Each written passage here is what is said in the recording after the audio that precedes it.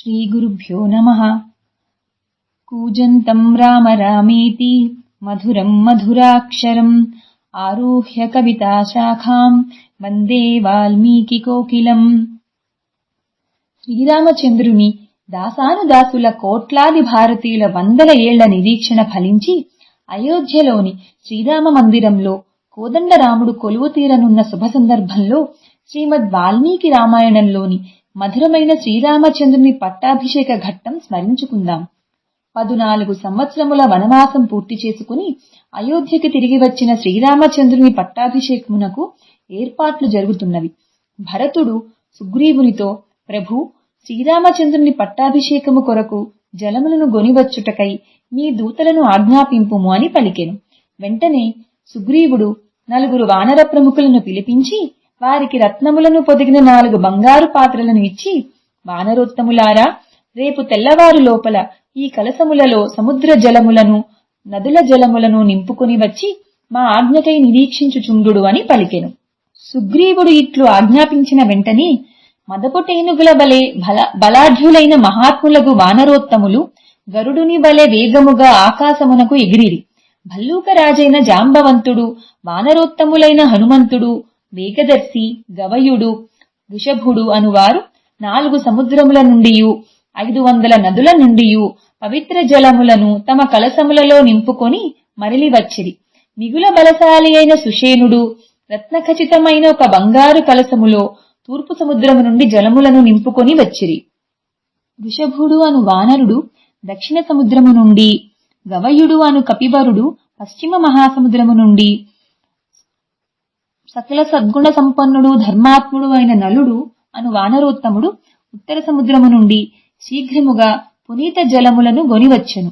ఆయా వానరోత్తములు అట్లు పవిత్ర జలములను తీసుకొని రాగా వెంటనే శత్రుఘ్నుడు మంత్రులతో గూడి ఆ రామాభిషేక జలములను ప్రధాన పురోహితునకు మిత్రులకు అప్పగించెను.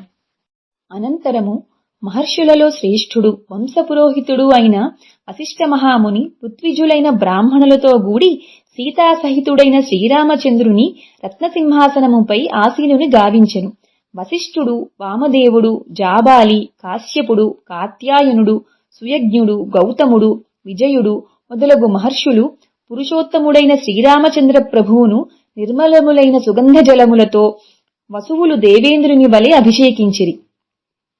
పిమ్మట ఋత్విజులైన బ్రాహ్మణులు, కన్యలు, మంత్రులు, యోధులు, పురప్రముఖులు మొదలగు వారితో గూడి వశిష్ఠాది మహర్షులు పరమ సంతోషముతోనూ ఆ ప్రభువునకు వేదమంత్రపూర్వకముగా అభిషేకము జరిపిరి. ఇంకనూ వారు ఆకాశమున నిలిచియున్న దేవతల చేతను, గంధర్వుల చేతను, కిన్నెర కింపురుషాదుల చేతను, 4 దిక్పాలకుల చేతను, అచటికి విచ్చేసిన తదితర దేవతలందరి చేతను వివిధములైన ఓషధీ రసములతో సీతారాములను అభిషిక్తులను గావించిరి. పూర్వము బ్రహ్మదేవుడు రత్నఖచితమై కాంతులను విరజిమ్ముచున్న ఒక కిరీటమును నిర్మించి దాని చేత మనువును పట్టాభిషిక్తుని గావించెను. పిమ్మట మనువంశమునందలి రాజులందరూ క్రమముగా ఆ కిరీటము తోడని అభిషిక్తులైరి. రామపట్టాభిషేకమునకై ఏర్పడిన సభామందిరము బంగారముచే నిర్మింపబడినది. అది అమూల్యమైన వివిధమగు రత్నములచే పొదగబడినది. అందు ప్రముఖులైన పౌరులు ఆసీనులై ఉండుట వలన అది కళకళలాడుచున్నది. ఆ సభయందలి వివిధ రత్నములచే పొదిగిన ఒక పీఠముపై బ్రహ్మ నిర్మితమైన ఆ కిరీటము విద్యుక్తముగా ఉంచబడినది. పిమ్మట మహాత్ముడైన వశిష్ఠుడు, ప్రముఖులైన ఋత్విజులు ఆ కిరీటము తోడను ఇంకను వివిధములగు భూషణముల తోడను శ్రీరాముని అలంకరించిరి. శత్రుఘ్నుడు ఆ స్వామికి శుభప్రదమైన తెల్లని ఛత్రమును పట్టుకొనెను. వానరరాజైన సుగ్రీవుడు తెల్లని వింజామరలతో సేవించుచుండెను. రాక్షసేంద్రుడైన విభీషణుడు చంద్రకాంతులీను మరియొక వింజామరను గైకొని సంతోషముతో వీచుచుండెను. పిమ్మట దేవేంద్రుని తరపున వాయుదేవుడు సుందరమైన ఆకృతితో స్వయముగా వచ్చి 100 పద్మములతో గూడి మెరయుచున్న బంగారు మాలను వివిధములగు రత్నములతో మణులతో భాసిల్లుచున్న ముత్యాలహారమును ఆ ప్రభువునకు భక్తితో సమర్పించెను. ప్రజ్ఞాశాలియు తన శుభలక్షణములచే పట్టాభిషేకమునకు అర్హుడు అయిన శ్రీరామచంద్రుని యొక్క ఆ మహోత్సవ సమయమున దేవతలు, గంధర్వులు గానము చేసిరి, అప్సరసలు నృత్యములను గావించిరి. ఆ శుభ సమయమున భూమి పైరు పంటలతో కళకళలాడెను. చెట్లన్నయు పండ్లతో నిండి కనువిందు గావించెను. పుష్పములు సువాసనలు వెదజిల్లుచుండెను. ఆ పురుషోత్తముడు ముందుగా లక్షల సంఖ్యలో గుర్రములను, పాడియావులను, గోవులను, వందల కొలది వృషభములను బ్రాహ్మణోత్తములకు దానము చేసెను. ఆ మహాత్ముడు ఇంకను 30 కోట్ల బంగారు నాణెములను, అమూల్యమైన వివిధములగు ఆభరణములను, వస్త్రములను ద్విజవరులకు పంచి ఇచ్చెను. ఆ ప్రభువు సుగ్రీవునకు మణులు పొదిగిన ఒక బంగారు హారమును బహూకరించెను. అది సూర్యకిరణముల వలె జిగేలు మనుచు దివ్యకాంతులను విరజిమ్ముచుండెను. ఆ స్థితప్రజ్ఞుడు వజ్రములతో, రత్నములతో, వైడూర్యమణులతో చిత్ర విచిత్రముగా నిర్మితములైన 2 భుజకీర్తులను వాలికుమారుడైన అంగదునకు బహుమతిగా ఇచ్చెను. ఇంకను ఆ స్వామి మేలైన మణులతో గూడిన ఒక ముత్యాల హారమును సీతాదేవికి ఇచ్చెను.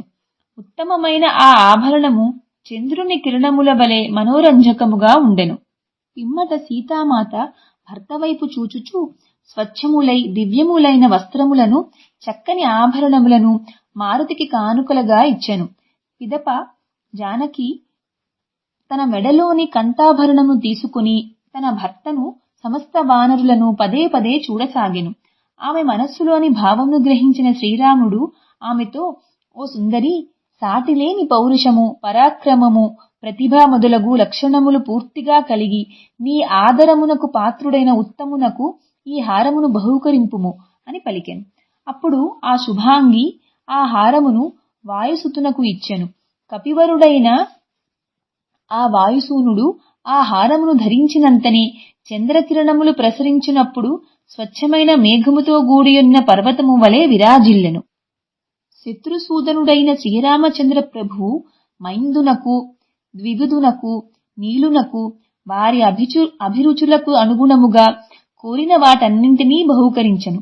వృద్ధులైన వారందరినీ, తదితర కపివరులను నూతన వస్త్రములతో, ఆభరణములతో తగిన రీతిగా సత్కరించెను.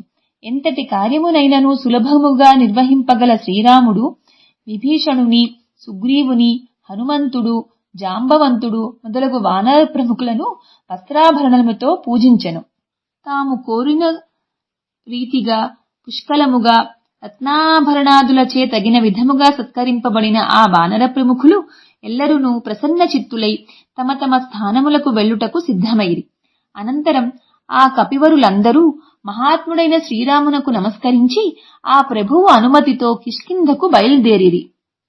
పిమ్మట వానరేంద్రుడైన సుగ్రీవుడు రామపట్టాభిషేకమును చూచి ఆనందించి ఆయనచే సత్కరింపబడి కిష్కింధకు చేరెను.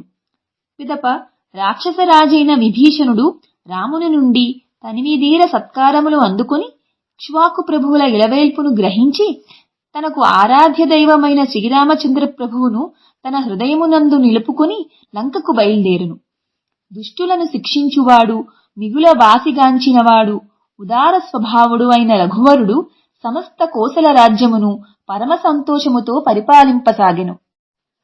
ధర్మజ్ఞుడైన శ్రీరామచంద్రుడు ధర్మజ్ఞుడైన లక్ష్మణునితో ఇట్లు నుడివెను. ఓ ధర్మజ్ఞ, మన పూర్వులు తమ పరాక్రమముతో పరిపాలించిన ఈ సుసంపన్న రాజ్యమును నాతో గూడి పరిపాలింపుము. నీవు నాతో సమానుడవు. మన తండ్రి తాత ముత్తాతలు నిర్వహించిన ఈ రాజ్యమునకు యువరాజువై దీని భారమును వహింపుము. యువరాజ పదవిని స్వీకరింపుము అనుచు శ్రీరాముడు ఎంతగా నచ్చజెప్పుచున్నను లక్ష్మణుడు అందులకు ఏమాత్రం ఒప్పుకొనలేదు. పిదప ఆ ప్రభువు భరతుని యువరాజుగా చేసెను. ఆ రాజశ్రేష్ఠుడు పౌండరీకము, అశ్వమేధము, వాజపేయము తదితరములైన యజ్ఞములను తరచుగా నిర్వహించుచుండెను. ఆ రఘువరుడు 10,000 సంవత్సరముల పాటు కోసల రాజ్యమును పరిపాలించెను. ఆ ప్రభువు మేలుజాతి అశ్వములను, పుష్కలముగా దక్షిణలను ఒసంగి 100 కొలది అశ్వమేధయాగములను ఆచరించెను. ఆజానుబాహువు, ప్రతాపశాలియు, గొప్ప భుజబలము గలవాడును అయిన రామచంద్ర ప్రభువు లక్ష్మణుని సహకారముతో భూమండలమును పాలించెను. ధర్మాత్ముడైన రఘువరుడు విశాలమైన కోసల రాజ్యమునకు ప్రభువై బంధుమిత్రులతో గూడి బహువిధములైన యజ్ఞములను నిర్వహించెను. శ్రీరాముడు రాజ్యపాలన చేయుచుండగా స్త్రీలకు వైధవ్యము లేకుండెను. ప్రజలకు క్రూర మృగముల బాధ లేకుండెను. వారు రోగగ్రస్తులు గాకుండిరి.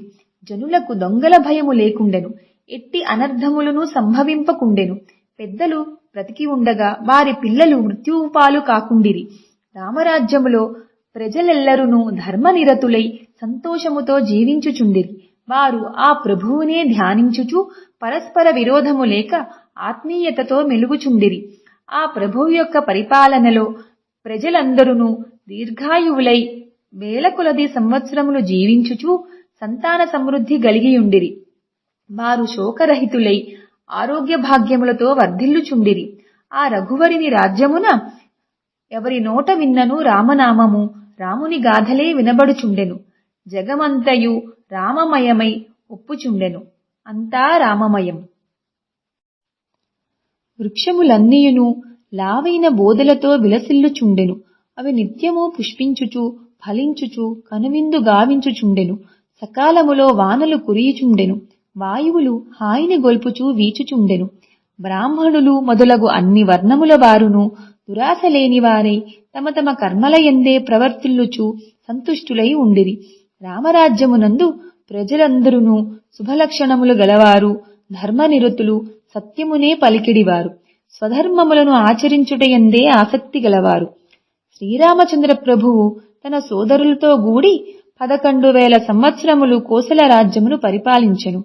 వాల్మీకి మహర్షి రచించిన ఆదికావ్యమగు ఈ శ్రీమద్ రామాయణము శుభప్రదమైనది.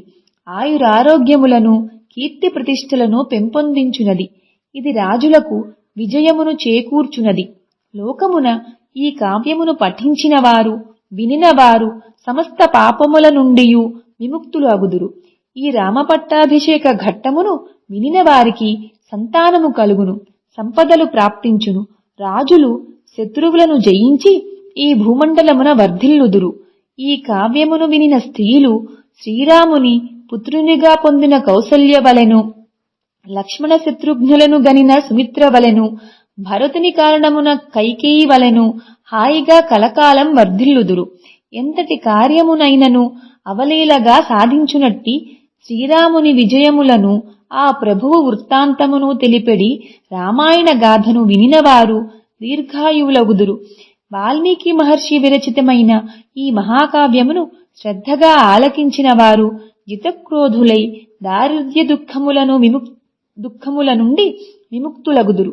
దీర్ఘకాలము బంధువులకు దూరమైన వారు మరలా వారిని కలుసుకొందురు. శ్రీరాముని అనుగ్రహము వలన వారి వారి కోరికలు అన్నీయూ నెరవేరును. శుభం భూయాత్.